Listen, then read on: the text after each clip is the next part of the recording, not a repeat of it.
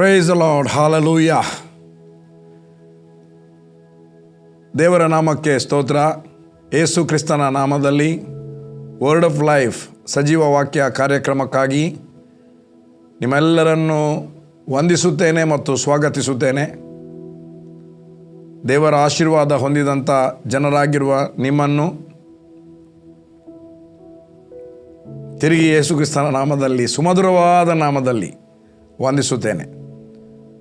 ನಮ್ಮ ಕರ್ತನ ಒಳ್ಳೆಯವನು, ನಮ್ಮ ತಂದೆಯಾದ ದೇವರು ನಮಗೆ ಅಪ್ಪ ತಂದೆ ಎಂದು ಕರೆಯುವ ಮಗನ ಆತ್ಮನನ್ನು ಅನುಗ್ರಹ ಮಾಡಿದ್ದಾನೆ. ಅದಕ್ಕೆ ಗಲಾತ್ಯದಲ್ಲಿ ಬರೆಯಲ್ಪಟ್ಟಿದೆ, ನೀವು ಪುತ್ರರಾಗಿರುವುದರಿಂದ ಆತನು ಅಪ್ಪ ತಂದೆ ಎಂದು ಕರೆಯುವ ತನ್ನ ಮಗನ ಆತ್ಮನನ್ನು ಕೊಟ್ಟಿದ್ದಾನೆ ಎಂಬುದಾಗಿ. ನಮಗೆ ಕೊಟ್ಟಿದ್ದಾನೆ, ನಮಗೆ. ಸೊ ದೇವರ ಮಕ್ಕಳು, ಕ್ರೈಸ್ತರು ಎಂಬುದಾಗಿ ನಮ್ಮನ್ನು ಕರೆಯುತ್ತಾರೆ. ಸತ್ಯವೇದದಲ್ಲಿ ಕರ್ತನ ಶಿಷ್ಯರು ಎಂಬುದಾಗಿ ಹೆಸರು.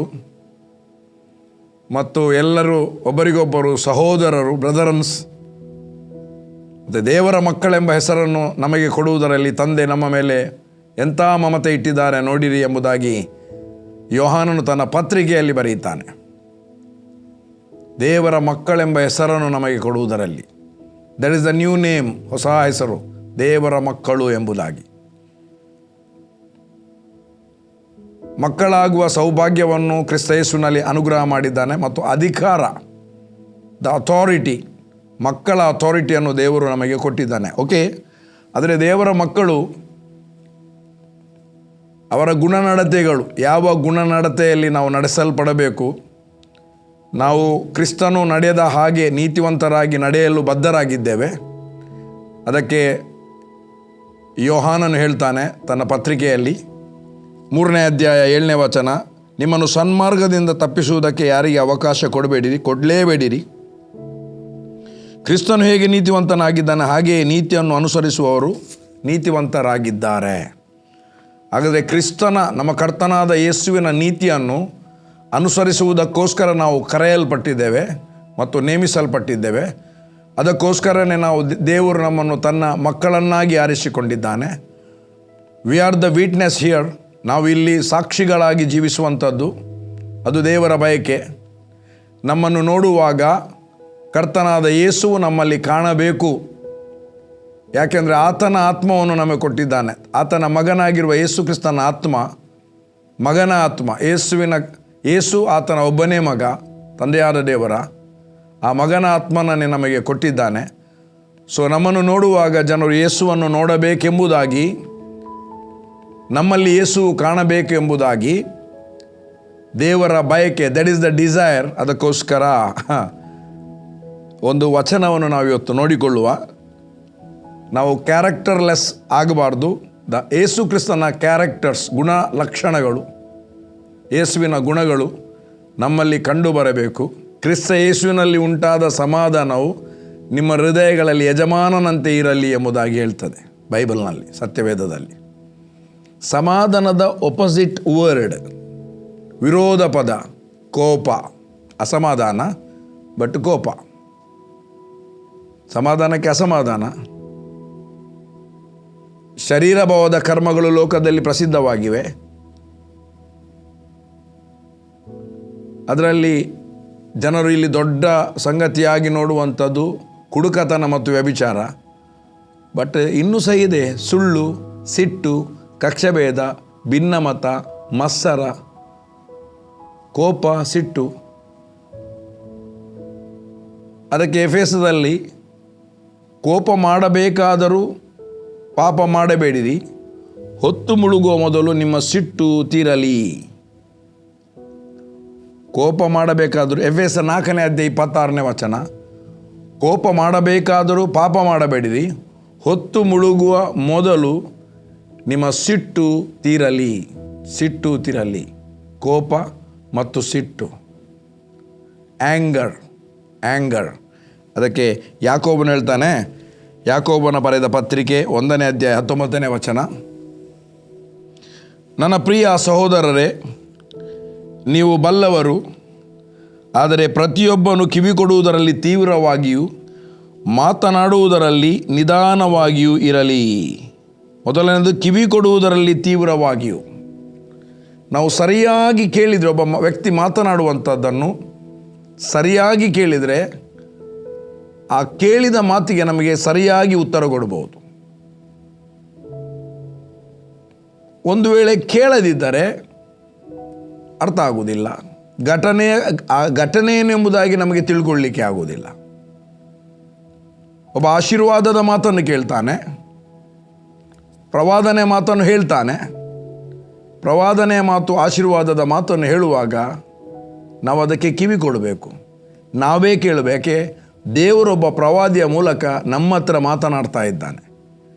ಆ ಪ್ರವಾದಿ ಮಾತನಾಡುವಾಗ ದೇವರ ಮಾತು ಎಂಬುದಾಗಿ ನಮಗೆ ಕನ್ಫರ್ಮ್ ಆದರೆ ಅವನು ನಿಜವಾಗಿ ದೇವರ ಪ್ರವಾದಿ, ದೇವರ ಮನುಷ್ಯನೆಂಬುದಾಗಿ ನಮಗೆ ಕನ್ಫರ್ಮ್ ಇರುವಾಗ ಅವನ ಮೂಲಕ ದೇವರು ಮಾತನಾಡ್ತಾನೆ. ಒಬ್ಬ ದೇವಸೇವಕ, ನಿಜವಾಗಿ ಆತನು ದೇವರಿಂದ ನೇಮಿಸಲ್ಪಟ್ಟ ದೇವಸೇವಕ, ಅವನು ಸಂದೇಶ ಕೊಡ್ತಾನೆ. ಸಂದೇಶ ಕೊಡುವಾಗ ಅವನ ಮೂಲಕ ದೇವರೇ ನನ್ನೊಂದಿಗೆ ಮಾತನಾಡ್ತಿದ್ದಾನೆ. ಅವನ ಮೂಲಕ ದೇವರೇ ನನಗೆ ಪ್ರವಾದನೆಯ ಮಾತುಗಳನ್ನು, ಪ್ರಾಮಿಸ್ ವರ್ಡ್ಗಳನ್ನು ಕೊಡ್ತಾ ಇದ್ದಾನೆ. ದೇವರ ಪ್ರವಾದಿಗಳು, they are not the fortune tellers, ಭವಿಷ್ಯವನ್ನು ನುಡಿಯುವವರಲ್ಲ, ಅವರು ಪ್ರವಾದಿಗಳು. The prophets and the servants of God, the servant prophet, ದೇವರ ಸೇವಕನಾದ ಪ್ರವಾದಿ, ದೇವ ಸೇವಕನಾಗಿರುವ ಪ್ರವಾದಿ.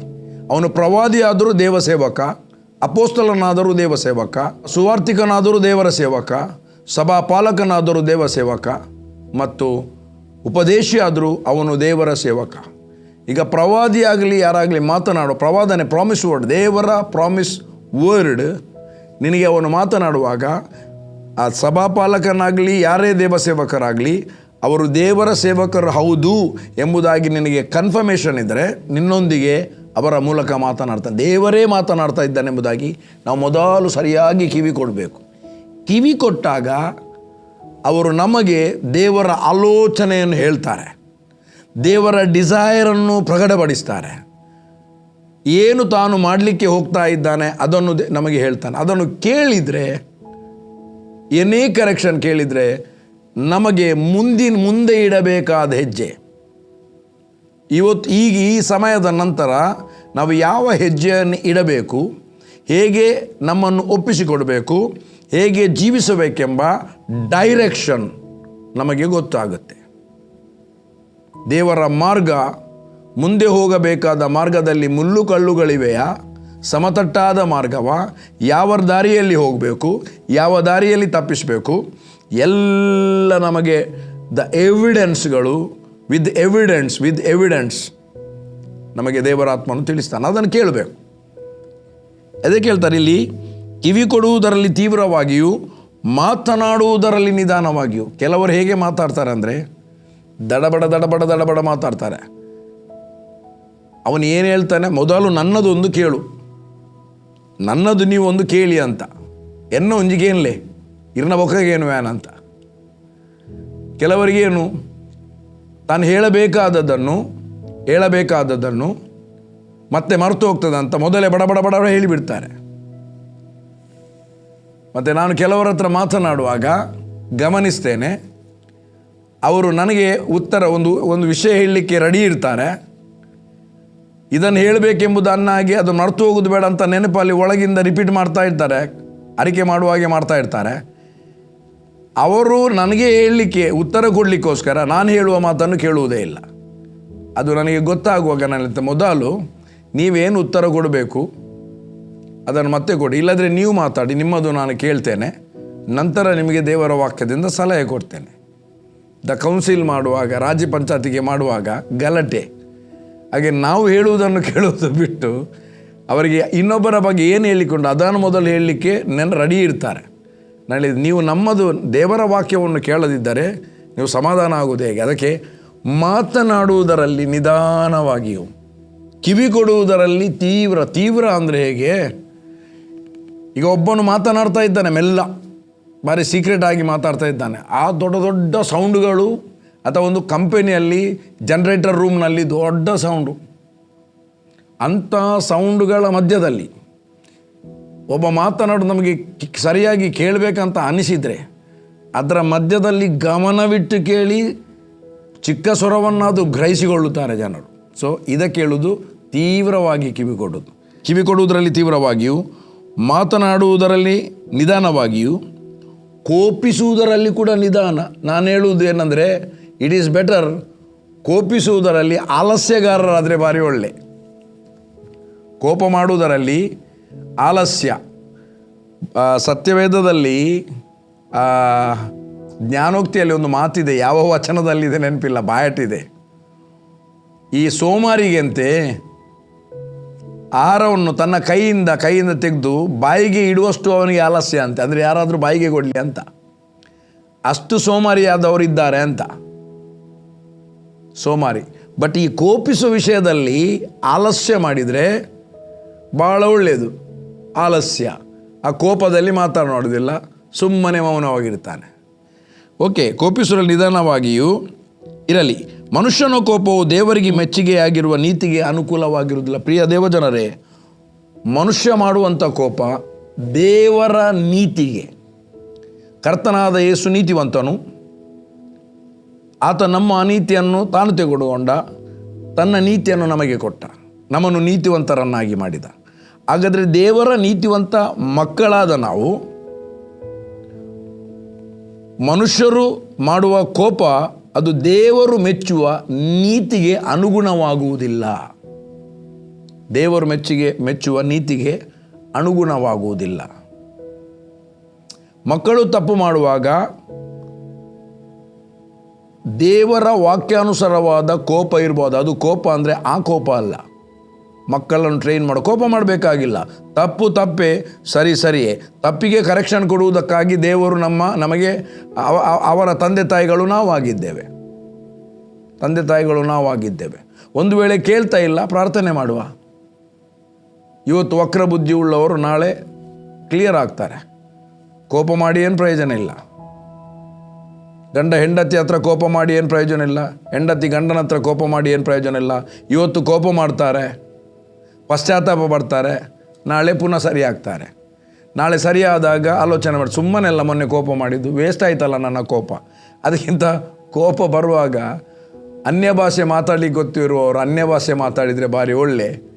ಮಾತನಾಡಲಿಕ್ಕೆ ಗೊತ್ತಿಲ್ಲದವರು ದೇವರು ಮಾಡಿದ ಉಪಕಾರಗಳನ್ನು ನೆನೆಸಿ ಆತನನ್ನು ಸ್ತುತಿಸಿದರೆ ಒಳ್ಳೆ. ದೇವರು ಮಾಡಿದ ಉಪಕಾರವು ನೆನಪಿಗೆ ತರುವಾಗ ಹೃದಯ ಹರ್ಷಗೊಳ್ಳುತ್ತದೆ. ದೇವರು ಮಾಡಿದ ಉಪಕಾರವನ್ನು ನಾವು ನೆನಪು ಮಾಡುವಾಗ ನಾವು ಸಮಾಧಾನಗೊಳ್ಳುತ್ತೇವೆ. ಅದಕ್ಕಾಗಿ ದೇವರೇ ಹೇಳಿದ್ದಾನೆ, ಇಲ್ಲಿ ಯಾಕೋಬ, ಕರ್ತನಾದ ಯೇಸು ಕ್ರಿಸ್ತನ ತಮ್ಮ ಸಹೋದರ ಯಾಕೋಬ, ಅವನು ಹೇಳ್ತಾನೆ, ಮನುಷ್ಯನ ಕೋಪವು ದೇವರು ಮೆಚ್ಚುವ ನೀತಿಗೆ ಅನುಕೂಲವಾಗಿರುವುದಿಲ್ಲ. ಹಾಗಾದರೆ ದೇವರು ಮೆಚ್ಚುವ ನೀತಿಗೆ ಅನುಕೂಲವಾಗದೇ ಇರುವಂಥದ್ದನ್ನು ದೇವರ ಮಕ್ಕಳಾದ ನಾವು ಯಾಕೆ ಅದನ್ನು ಕೈಗೊಳ್ಳಬೇಕು ಅಥವಾ ಮಾಡಬೇಕು? ಸಿಟ್ಟು ಬರುವಾಗ, ಕೆಲವರು ಸಿಟ್ಟುಗೊಳ್ಳುವಾಗ ಆ ಸಿಟ್ಟನ್ನು ಮೆಡಿಟೇಷನ್ ಮಾಡ್ತಾನೆ. ಸಿಟ್ಟು ಮಾಡುವಾಗ ಒಬ್ಬರ ಮೇಲೆ ಸಿಟ್ಟು ಉಂಟಾಗ್ತದೆ, ಮಾತುಗಳು ಕೇಳಿ ಮಾಡಿದ ತಪ್ಪಿಗೆ. ಆವಾಗ ಅದನ್ನು ಅದೇ ಸಂಗತಿಗಳನ್ನು ಅವನು ಪುನಃ ಮೆಡಿಟೇಟ್ ಮಾಡುವಾಗ ಇನ್ನೂ ಆ್ಯಂಗರ್ ಆಗ್ತಾನೆ, ಇನ್ನೂರು ಆ್ಯಂಗರ್ ಆಗ್ತಾನೆ, ಅದು ಬ್ಲಾಸ್ಟ್ ಆಗ್ತದೆ. ಹೇಗೆ? ದೇರ್ ಈಸ್ 3 ವಿಧವಾದ ವಿಷಯವನ್ನು ಮಾತಾಡ್ಬೋದು ಮನುಷ್ಯರಲ್ಲಿ ಇರುವಂಥ ಕೋಪ. ಕೆಲವರು ಇಡೀ ದಿವಸ ಚರ ಮಾಡ್ತಾ ಇರ್ತಾರೆ, ಅವನು ಸಮಾಧಾನ ಇರ್ತಾನೆ. It is like a tea pot ಅಂತ ಗೊತ್ತಿದೆ, ಬಿಸಿ ನೀರಿನ ಪಾಟ್. ಇದಕ್ಕೆ ಎಲೆಕ್ಟ್ರಿಕಲ್ಗೆ ಸಿಕ್ಕಿಸ್ತಾರೆ.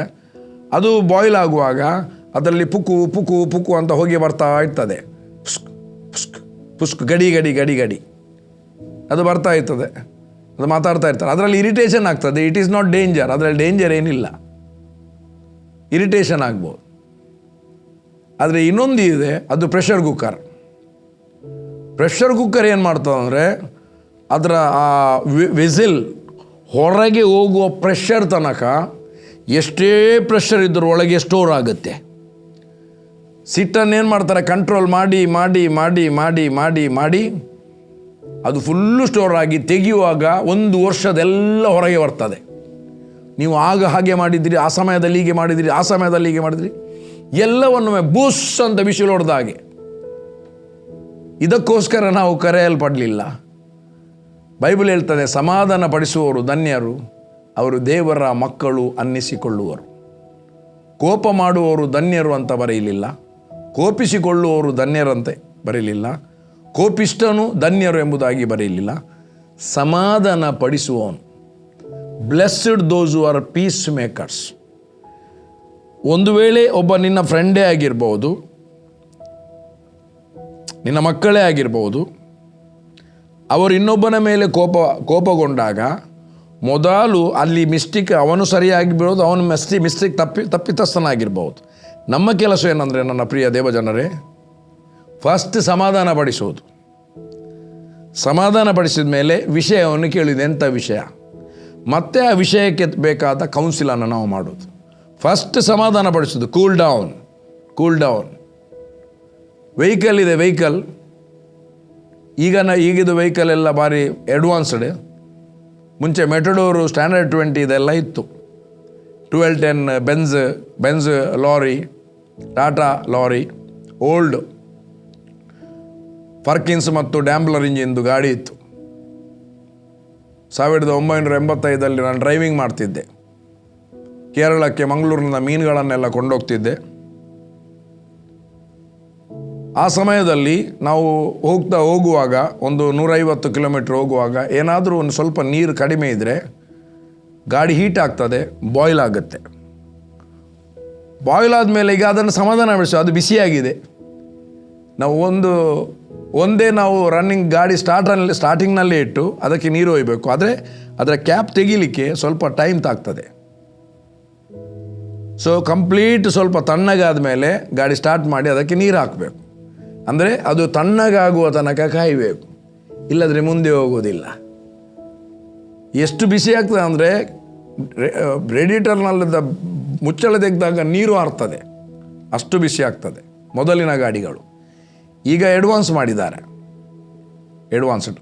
ಹಾಗೆ ಕೆಲವೊಂದು ವ್ಯಕ್ತಿಗಳು ಈ ಸಿಟ್ಟು ಎಷ್ಟಿದೆ ಅಂದರೆ, ಆ ಸಿಟ್ಟು ಒಳಗೆ ಇಟ್ಟುಕೊಂಡು ಒಂದು ದಿವಸ ತಡೀಲಿಕ್ಕೆ ಆಗದೆ ಅದೇ ವ್ಯಕ್ತಿ, ಎದುರಿನ ವ್ಯಕ್ತಿ ಅವನಿಗೆ ಮಾತನಾಡುವಾಗ ಒಂದು ಲಟಪಟ 5 ನಿಮಿಷ 10 ನಿಮಿಷ ಎಲ್ಲ ಒಂದು 5 ವರ್ಷದ ಸಂಗತಿಗಳನ್ನು ದಡಬಡ ಹೇಳ್ತಾರೆ. ಎಲ್ಲ ಹೊರಗೆ ಹೋದ್ಮೇಲೆ ಹಬ್ಬ ಸಮಾಧಾನ ಆಯಿತು. ಇದು ಕುಟುಂಬದಲ್ಲಿ ಗಂಡ ಹೆಂಡತಿಯ ಮಧ್ಯದಲ್ಲಿರ್ಬೋದು, ಅಪ್ಪ ಮಕ್ಕಳ ಮಧ್ಯದಲ್ಲಿ, ಅಮ್ಮ ಮಕ್ಕಳ ಮಧ್ಯದಲ್ಲಿರ್ಬೋದು, ಸಿಬ್ಲಿಂಗ್ಸ್ ಮಧ್ಯದಲ್ಲಿರ್ಬೋದು, ವರ್ಕ್ ಪ್ಲೇಸ್ನಲ್ಲಿರ್ಬೋದು, ಬಿಸ್ನೆಸ್ನಲ್ಲಿರ್ಬೋದು. ಬಟ್ ಎಲ್ಲ ಏರಿಯಾದಲ್ಲಿ ಕೂಡ ದೇವರು ನಮ್ಮನ್ನು ನೇಮಿಸಿದ್ದು ಶಾಂತರು ಧನ್ಯರು, ಅವರು ಭೂಮಿಗೆ ವಾದ್ಯರಾಗುವರು. ಇಲ್ಲಿ 5ನೇ ಅಧ್ಯಾಯ ಮತ್ತಾಯನು ಬರೆದ ಸುವಾರ್ತೆ, ಸಮಾಧಾನ ಪಡಿಸುವವರು ಧನ್ಯರು, ಅವರು ದೇವರ ಮಕ್ಕಳು ಅನ್ನಿಸಿಕೊಳ್ಳುವರು. ಇಂಗ್ಲೀಷ್ನಲ್ಲಿ ಅದು ಎಕ್ಸ್ಟ್ರಾ ಅರ್ಥ ಆಗುತ್ತೆ. Blessed those who piece makers. Match makers ಇದ್ದಾರೆ, ಮ್ಯಾಚ್ ಫಿಕ್ಸರ್ಸ್ ಇದ್ದಾರೆ. ಇಲ್ಲಿ ಪೀಸ್ ಮೇಕರ್ಸ್, ಸಮಾಧಾನ ಪಡಿಸುವರು. ನಮ್ಮ ಕರ್ತನಾದ ಯೇಸು ಪ್ರಿನ್ಸ್ ಆಫ್ ಪೀಸ್, ಆತನು ಒಳಗಡೆ ಇದ್ದಾನೆ. ದ ಪ್ರಿನ್ಸ್ ಆಫ್ ಪೀಸ್ ಒಳಗಡೆ ಇದ್ದಾನೆ, ಸಮಾಧಾನಿ. ನಮ್ಮನ್ನು ಇನ್ನೊಬ್ಬರ ಹತ್ರ ಕೋಪಗೊಳ್ಳಲಿಕ್ಕೆ ನಮ್ಮನ್ನು ಕರೆಯಲಿಲ್ಲ, ನೇಮಿಸಲಿಲ್ಲ. ನಮ್ಮನ್ನು ಸಮಾಧಾನ ಪಡಿಸುವವರಾಗಿ ದೇವರು ರೂಪಾಂತರ ಪಡಿಸಿದ್ದಾನೆ. We are born again. ದೇವರ ಮಗನ ಆತ್ಮ ನಮ್ಮಲ್ಲಿ ಇದೆ. ದೇವರ ಮಕ್ಕಳೆಂಬ ಹೊಸ ಹೆಸರು ನಮಗೆ ಕೊಡಲ್ಪಟ್ಟಿದೆ. ನಮ್ಮನ್ನು ದೇವರೇ ಶಾಂತರನ್ನಾಗಿ ಮಾಡಿದ್ದಾನೆ. ಸಮಾಧಾನದ ತಂದೆಗೆ ಸಮಾಧಾನದ ಮಕ್ಕಳಾಗಿ ಹುಟ್ಟಿಸಿದ್ದಾನೆ. ಈಗ ಸಮಾಧಾನ ಪಡಿಸುವುದಕ್ಕೂ ಸಮಾಧಾನದ ಸೇವೆಯನ್ನು ನಮ್ಮ ಕೈಯಲ್ಲಿ ಕೊಟ್ಟಿದ್ದಾನೆ. 2 ಕೊರಿಂಥ 5ನೇ ಅಧ್ಯಾಯ 18, 19, 20 ಬರೆದಿದೆ. ಸಮಾಧಾನ ಪಡಿಸುವ ಸೇವೆಯನ್ನು ಕೊಟ್ಟಿದ್ದಾನೆ. ಈಗ ನಮಗಿರುವುದು ಸಿಟ್ಟಿನಲ್ಲಿ ನಡೀಲಿಕ್ಕೆ ಅಲ್ಲ, ಕೋಪದಲ್ಲಿ ಇರಲಿಕ್ಕೆ ಅಲ್ಲ, ಕೋಪ ಮಾಡಲಿಕ್ಕೂ ಅಲ್ಲ. ಸಮಾಧಾನ ಪಡಿಸುವವರು ಧನ್ಯರು, ಅವರು ದೇವರ ಮಕ್ಕಳು ಅನ್ನಿಸಿಕೊಳ್ಳುವರು. Blessed those who are peace makers, they are the children of God. ಇನ್ನೊಂದು ಕಡೆಯಲ್ಲಿ ಹೇಳ್ತದೆ, ಸಮಾಧಾನ ಪಡಿಸುವವನು ಸಮಾಧಾನ ಎಂಬ ಬೀಜವನ್ನು ಬಿತ್ತಿ ನೀತಿ ಎಂಬ ಫಲವನ್ನು ಕೊಯ್ಯುತ್ತಾನೆ. ಸಮಾಧಾನಪಡಿಸುವವನು ಸಮಾಧಾನ ಎಂಬ ಬೀಜವನ್ನು ಬಿತ್ತಿ ನೀತಿ ಎಂಬ ಫಲವನ್ನು ಕೊಯ್ತಾನೆ. ಅದಕ್ಕೆ ಕೋಪಿಸುವುದರಲ್ಲಿ ಕೂಡ ನಿಧಾನವಾಗಿರಿ, ಆಲಸ್ಯ ಮಾಡಿರಿ. ಕೋಪಿಸುವುದರಲ್ಲಿ ಪೂರ್ಣ ಸೋಂಬೇರಿಗಳಾಗಿರಿ, ನಿಧಾನವಾಗಿರಿ. ನನಗೊಬ್ಬ ವ್ಯಕ್ತಿ ಗೊತ್ತು. ಅವನು ಪ್ರೇಯರಿಗೆ ಬರುವಾಗ ವಾಶ್ ಬೇಸಿನ್ ಹತ್ತ ಹೋಗ್ತಾನೆ. ಅವನಿಗೆ ಕೈ ತೊಳಿಲಿಕ್ಕೆ 5 ನಿಮಿಷ. ಕೈ ತೊಳೆದು ಸ್ವಲ್ಪ ಮುಖಕ್ಕೆ ನೀರು ಹಾಕಿ ಎಂಥ ಆಲೋಚನೆ ಮಾಡಿ ಒರೆಸಿದ ಮೇಲೆ ಪುನಃ ಕೈಯನ್ನು ಸವರಿಕೊಂಡು 5 ನಿಮಿಷ ಕೈ ತೊಳಿಲಿಕ್ಕೆ. ಈಗ ಕೋಪದ ವಿಷಯದಲ್ಲಿ ಈಗೇನೆ ಡಿಲೇ ಮಾಡಿದರೆ ಭಾಳ ಒಳ್ಳೆ ಅಲ್ಲ. ಸೊ ಇಲ್ಲಿ ಹೇಳ್ತದೆ, ಕೋಪಿಸುವುದರಲ್ಲಿ ನಿಧಾನವಾಗಿರಿ. ಮನುಷ್ಯನ ಕೋಪವು ದೇವರಿಗೆ ಮೆಚ್ಚುಗೆಯಾಗಿರುವ ನೀತಿಗೆ ಅನುಕೂಲವಾಗಿರುವುದಿಲ್ಲ. ಆದ ಕಾರಣ ಎಲ್ಲ ನೀಚತನವನ್ನು ಎಲ್ಲ ದುಷ್ಟತನವನ್ನು ತೆಗೆದುಹಾಕಿ. ನೀಚತನ ಮತ್ತು ದುಷ್ಟತನ ನಮ್ಮ ಹೃದಯದೊಳಗೆ, ದೇವರ ಮಕ್ಕಳ ಹೃದಯದೊಳಗೆ ಇಲ್ಲ, ಮನಸ್ಸಿನಲ್ಲಿ, ಮೈಂಡ್ನಲ್ಲಿರೋದು. ಶರೀರ ಬಾರ್ನ್ ಅಗೇನ್ ಆಗಲಿಲ್ಲ, ವಿ ಆರ್ ಬಾರ್ನ್ ಅಗೇನ್ ಆದದ್ದು ಇನ್ ದ ಸ್ಪಿರಿಟ್. ನೀಚತನದ ಆಲೋಚನೆ ಮನಸ್ಸಿನಲ್ಲಿ ಉಂಟಾಗ್ತದೆ. ಯಾವಾಗ ಅಂದರೆ, ನಾನು ಇದಕ್ಕಿಂತ ಮೊದಲು ಹೇಳಿದ್ದೇನೆ, 13ನೇ ಅಧ್ಯಾಯ 2ನೇ ವಚನ, ಯೋಹಾನನ್ ಬರೆದ ಸುವಾರ್ತೆ. ಯೇಸುವನ್ನು ಹಿಡಿದುಕೊಡುವ ಸಲುವಾಗಿ ಸೈತಾನನು ಯೂದನ ಮನಸ್ಸಿನಲ್ಲಿ ಆಲೋಚನೆಯನ್ನು ಹುಟ್ಟಿಸಿದನು. ಹಾಗಾದರೆ ನಾವು ಯಾರಿಗೆ ಕಿವಿ ಕೊಡ್ತೇವೆ ಅದು ಬಹಳ ಪ್ರಾಮುಖ್ಯವಾದದ್ದು. ಕರ್ತನಾದ ಯೇಸುವಿನ ಸ್ವರಕ್ಕೆ ಕಿವಿ ಕೊಟ್ಟರೆ ಸಮಾಧಾನಕರವಾದ ಸಂಗತಿಗಳೇ ನಮ್ಮ ಜೀವಿತದಲ್ಲಿ ನಡೆಯುತ್ತದೆ. ಮನಸ್ಸಿನಲ್ಲಿ ಬೇರೆ ಥರದ ದುಷ್ಟ ಆಲೋಚನೆ ಹೊಳೆಯುವುದೇ ಇಲ್ಲ. ದುಷ್ಟನ ಸ್ವರಕ್ಕೆ ಕಿವಿ ಕೊಟ್ಟರೆ, ಸೈತಾನನ ಸ್ವರಕ್ಕೆ ಕಿವಿ ಕೊಟ್ಟರೆ ಕೊಲೆ ಬರ್ಬೋದು, ಸುಳ್ಳು ಬರ್ಬೋದು, ಮೋಸ ಮಾಡುವಂಥ ಆಲೋಚನೆ ಬರ್ಬೋದು, ಬೇರೆ ಬೇರೆ ಬೇರೆ ಬೇರೆ ವಿಧವಾದ ಆಲೋಚನೆ ಬರ್ಬೋದು. ಒಂದು ನೆನಪಿಟ್ಟುಕೊಳ್ಳಿರಿ, ರಕ್ಷಣೆ ಹೊಂದುವುದಕ್ಕಿಂತ ಮುಂಚೆ ನೀನು ಏನಕ್ಕೆಲ್ಲ ಸೋತಿದ್ಯಾ, ಏನೆಲ್ಲ ತಪ್ಪು ಕೆಲಸ ಮಾಡ್ತಿದ್ದೆ, ಅದೇ ಆಲೋಚನೆಯನ್ನು ಹುಟ್ಟಿಸ್ತಾನೆ. ಅದರದೇ ಪ್ರೇರಣೆ ಮನಸ್ಸಿನಲ್ಲಿ ಬರ್ತದೆ. ದೇವರ ಮಗನು ಎಡವಿ ಬೀಳುವುದಕ್ಕೋಸ್ಕರ. ಬಟ್ ನಾವು ಯಾವಾಗ ಕರ್ತನಾದ ಯೇಸುವಿನ ಸ್ವರಕ್ಕೆ, ಯೇಸು ಸ್ಪಷ್ಟವಾಗಿ 10ನೇ ಅಧ್ಯಾಯ ಯೋಹಾನನ ಬರೆದ ಸುವಾರ್ತೆಯಲ್ಲಿ ಹೇಳಿದ್ದಾನೆ, ನನ್ನ ಕುರಿಗಳು ನನ್ನ ಸ್ವರಕ್ಕೆ ಕಿವಿ ಕೊಡುತ್ತವೆ, ಅವು ಅನ್ಯವನ್ನು ಹಿಂಬಾಲಿಸುವುದಿಲ್ಲ. ಅನ್ಯ ಅಂದರೆ ದೇವರ ವಾಕ್ಯದ ಹೊರಗೆ ಇರುವಂಥ ಕಾರ್ಯಗಳ ಬಗ್ಗೆ ಅದಕ್ಕೆ ಕಿವಿ ಕೊಡುವುದಿಲ್ಲ. ಕರ್ತನಾದ ಯೇಸುವಿನ ಕೃಪೆಯ ಮಾತುಗಳಿಗೆ ಸ್ಪಷ್ಟವಾಗಿ ಕಿವಿ ಕೊಡುತ್ತವೆ. ಇಲ್ಲಿ ಹೇಳ್ತದೆ, ಮನಸ್ಸಿನಲ್ಲಿ ಎಲ್ಲ ನೀಚತನವನ್ನು ಮತ್ತು ದುಷ್ಟತನವನ್ನು ತೆಗೆದುಹಾಕಿ. ಬೈಬಲ್ ಹೇಳ್ತದೆ, ಮನಸ್ಸಿನೊಳಗೆ ಬೇರೂರಿರುವ ವಾಕ್ಯಕ್ಕೆ, ದೇವರ ವಾಕ್ಯಕ್ಕೆ ನಮ್ರತೆಯಿಂದ ಕಿವಿ ಕೊಡಿರಿ, ಎಡೆಗೊಡಿರಿ. ಆ ಮನಸ್ಸಿನಲ್ಲಿ ಬೇರೂರಿರುವ, ನಾವು ವಾಕ್ಯವನ್ನು ಕೇಳಿ ಮೆಮರಿಯಲ್ಲಿ ಫಿಕ್ಸ್ ಆಗಿದೆ ಅಲ್ಲ ವರ್ಡ್, ಅದಕ್ಕೆ ಎಡೆ ಮಾಡಿಕೊಡಬೇಕು. ಅದಕ್ಕೆ ನಾವು ಎಡೆ ಮಾಡಿಕೊಡುವಾಗ ಮನಸ್ಸಿನಲ್ಲಿರುವ ದುಷ್ಟತನ ಮತ್ತು ನೀಚತನ ಹೊರಗೆ ಹೋಗ್ತದೆ. ಒಂದು ಬಕೆಟ್ನಲ್ಲಿ ಕಸ ತುಂಬಿಸಿರಿ, ಕಸ ಹಾಕಿದಿರಿ, ಪ್ರೆಷರ್ ವಾಟರ್ ಇರುವಲ್ಲಿ ಬಕೆಟನ್ನು ಇಟ್ಟು ನೀರು ಬಿಟ್ಟಾಗ ಅದು ನೀರು ತುಂಬುತ್ತಾ ಇರುವಾಗ ತನ್ನಷ್ಟಕ್ಕೆ ತಾನೇ ಒಳಗಿರುವ ಎಲ್ಲ ಕಸ ಹೊರಗೆ ಹೋಗ್ತದೆ. ಒಂದು ಅರ್ಧ ಗಂಟೆ ಅಥವಾ 1/4 ಗಂಟೆಯಲ್ಲಿ ಖಾಲಿ ನೀರು ಮಾತ್ರ ಇರ್ತದೆ. ಕಸ ಎಲ್ಲಿಗೆ ಹೋಯಿತು? ಅದು ನೀರು ತುಂಬುತ್ತಾ ಇರುವಾಗ ಕಸ ಎಲ್ಲ ಹೊರಗೆ ಹೋಯಿತು. ನೀವು ದೇವರ ವಾಕ್ಯಕ್ಕೆ ಎಡೆ ಮಾಡಿಕೊಡುವಾಗ, ಮನಸ್ಸಿನಲ್ಲಿ ಆಳವಾಗಿ ಬೇರೂರಿರುವ ವಾಕ್ಯಕ್ಕೆ, ಹೃದಯದಲ್ಲಿ ವಾಕ್ಯ ಇದೆ, ಮನಸ್ಸಿನಲ್ಲಿ ಕೂಡ ವಾಕ್ಯ ಇದೆ. ಮನಸ್ಸಿನಲ್ಲಿ ಬೇರೂರಿರುವ ಅಂದರೆ ಎಕ್ಸಾಮ್ ಬರೀಲಿಕ್ಕೆ ಮಕ್ಕಳು ಶಾಲೆಯಲ್ಲಿ ಕಲಿತದ್ದು ಅದು ಒಂದು ಮೆಮರಿ ಪವರ್ನಲ್ಲಿ ಇದೆ, ಮೆಮರಿಯಲ್ಲಿ ಇದೆ. ಎರಡನೇದವರು ಬಾಯಟ್ ಮಾಡ್ತಾರೆ, ಆ ಬಾಯಟ್ ಎಲ್ಲ ಮೆಮರಿಯಲ್ಲಿ ತುಂಬಿರ್ತದೆ, ಮೆಮರಿಯಲ್ಲಿ ಇರ್ತದೆ. ಅದೇ ರೀತಿ ನಾವು ಕೇಳುವಂಥ ಪ್ರತಿ ವರ್ಡ್ ಕೂಡ ನಮ್ಮ ಮೆಮರಿಯಲ್ಲಿ ಇರ್ತದೆ. ಈಗ ಇಲ್ಲಿ ಹೇಳ್ತಾರೆ, ಮನಸ್ಸಿನಲ್ಲಿ ಬೇರೂರಿರುವ ವಾಕ್ಯಕ್ಕೆ ನಮ್ರತೆಯಿಂದ ಕಿವಿ ಕೊಡಿರಲ್ಲ, ಈಗ ಎಡೆ ಮಾಡಿ ಕೊಡಿರಿ. ಎಡೆ ಮಾಡಿರಿ. ಏನಕ್ಕೆ? ಜೀವಿಸುವುದಕ್ಕೋಸ್ಕರ. ಈಗ ನಾವು ದೇವರ ವಾಕ್ಯದಿಂದ ಹುಟ್ಟಿದ್ದೇವೆ, ವಾಕ್ಯ ನಮ್ಮ ಒಳಗಡೆ ಇದೆ. ಈಗ ವಾಕ್ಯವನ್ನು ಧ್ಯಾನ ಮಾಡ್ತೇವೆ, ಎವ್ರಿ ಡೇ ದೇವರ ವಾಕ್ಯವನ್ನು ಕೇಳ್ತಾ ಇದ್ದೇವೆ, ಧ್ಯಾನ ಮಾಡ್ತಾ ಇದ್ದೇವೆ. ಈಗ ಎದುರಿನಲ್ಲಿ ಪ್ರಾಬ್ಲಮ್ ಬಂತು, ಪ್ರಾಬ್ಲಮ್ ಬಂದಾಗ ಅದನ್ನು ಎದುರಿಸಲಿಕ್ಕೆ ಬೇಕಾದ ವರ್ಡ್ ದೇವರು ನಮಗೆ ಕೊಟ್ಟಿದ್ದಾನೆ. ಆ ವರ್ಡ್ ನಮಗೆ ಜ್ಞಾಪಕಕ್ಕೆ ಬರುವಾಗ, ಆ ವರ್ಡಿಗೆ ಎಡೆ ಮಾಡಿಕೊಡುವಾಗ, ಒಬ್ಬ ವ್ಯಕ್ತಿ ವಿರುದ್ಧವಾಗಿ ಮಾತನಾಡುವಾಗ ಅವನಿಗೆ ಅದೇ ವಿರುದ್ಧವಾಗಿ ನಾವು ರಿಟರ್ನ್ ಆನ್ಸರ್ ಕೊಡುವುದಿಲ್ಲ.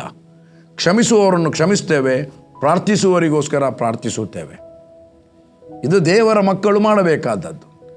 ಸೊ ಕೋಪಿಸುವುದರಲ್ಲಿ ನಿಧಾನವಾಗಿರುವಂಥದ್ದು ಬಹಳ ಒಳ್ಳೆಯದು. ಕೋಪ ಮಾಡಬೇಡಿರಿ. ವಾಕ್ಯದ ಪ್ರಕಾರ ನಡೆಯುವವರಾಗಿರಿ, ಅದನ್ನು ಕೇಳುವವರು ಮಾತ್ರವೇ ಆಗಿದ್ದು ನಿಮ್ಮನ್ನೇ ನೀವು ಮೋಸ ಮಾಡಿಕೊಳ್ಳಬೇಡಿರಿ. ನೋಡಿ, ಅನೇಕರಿಗೆ ಭಯ ಬೇರೆಯವರು ಮೋಸ ಮಾಡ್ತಾರೆ ಅಂತ. ಇಲ್ಲಿ ಯಾಕೋಬನು ಹೇಳ್ತಾರೆ, ನಮ್ಮನ್ನು ನಾವೇ ಮೋಸ ಮಾಡುವಂಥ ಒಂದು ವಿಷಯ ಇದೆ ಎಂಬುದಾಗಿ. ನಮ್ಮನ್ನೇ ನಾವು ಮೋಸ ಮಾಡುವಂಥದ್ದು ಹೇಗೆ? ದೇವರ ವಾಕ್ಯ ಖಾಲಿ ಕೇಳುವವರಾಗಿರದೆ ಅದನ್ನು ಕೈಕೊಂಡು ನಡೆಯುವವರಾಗಿರಿ.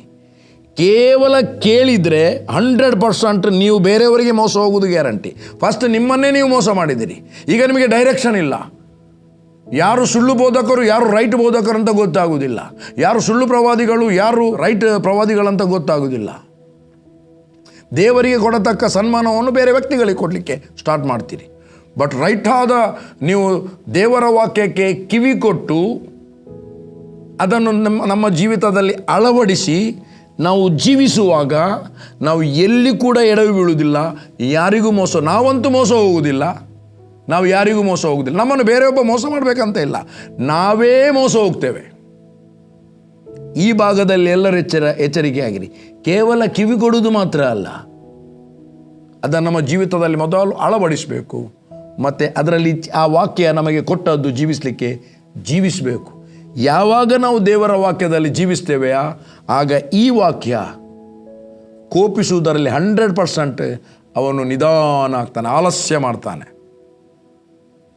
ಯಾರಿಗೆ ಉತ್ತರ ಕೊಡಬೇಕು, ಯಾರಿಗೆ ಉತ್ತರ ಕೊಡಬಾರ್ದು, ಎಲ್ಲಿ ಜಾಗ ಖಾಲಿ ಮಾಡಬೇಕು, ಎಲ್ಲಿ ಕೂತ್ಕೊಳ್ಬೇಕು, ಎಲ್ಲಿಗೆ ಹೋಗಬೇಕು, ಎಲ್ಲಿಗೆ ಹೋಗಬಾರ್ದು, ಯಾರ್ದು ಕೇಳಬೇಕು, ಯಾರ್ದು ಕೇಳಬಾರ್ದು, ಎಲ್ಲ ದೇವರ ಆತ್ಮನಿಂದ ನಡೆಸಲ್ಪಟ್ಟು ನಾವು ರೈಟ್ ಆದ ಟ್ರ್ಯಾಕ್ನಲ್ಲಿ ನಡೆಯುತ್ತೇವೆ. ನೀತಿವಂತರ ಹೆಜ್ಜೆಯ ಜಾಡಿನಲ್ಲಿ ಬೈಬಲ್ ಹೇಳ್ತಾನೆ, ನೀತಿವಂತನ ಹೆಜ್ಜೆ ಅದು ಯೆಹೋವನಿಂದ ನೇಮಕವಾಗಿದೆ. ದೇವರು ನಮಗೆ ನೇಮಕ ಮಾಡಿದ ಹೆಜ್ಜೆಯ ಜಾಡಿನಲ್ಲಿ, ಆ ಮಾರ್ಗದಲ್ಲಿ ನಾವು ನಡೆಯುತ್ತೇವೆ. ಕೋಪ ಮಾಡುವುದಿಲ್ಲ, ಕೋಪ ಬರುವುದಿಲ್ಲ.